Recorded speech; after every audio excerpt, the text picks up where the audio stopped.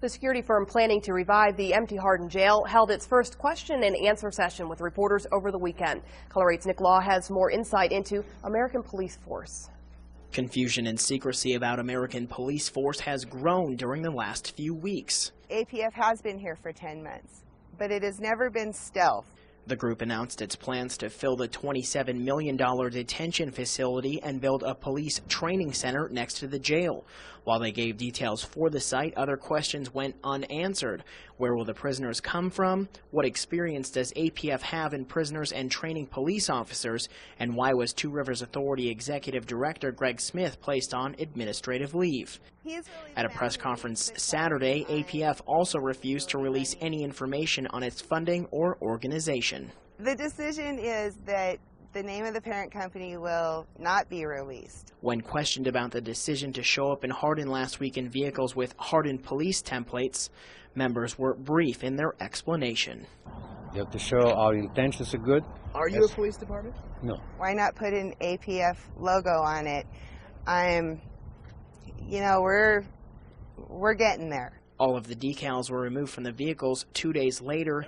APF has consistently stated the community has nothing to fear and says its plans will help stimulate the Hardin economy. This corporation's intention is to buy local and stay local and do local business as much as we possibly can. Residents appear split in their feelings over the company. Some want more information, but others believe it will be a tremendous boost to the area. The company plans to hold the job fair in Hardin the third week of October. Reporting in Hardin, Nick Law, Color 8 News. Another development this weekend was the naming of Becky Shea as APF's new public relations director. Shea was a reporter with the Billings Gazette who had covered the Hardin jail story for the last few years. She announced on Friday she was leaving the paper and hosted the APF press conference Saturday morning.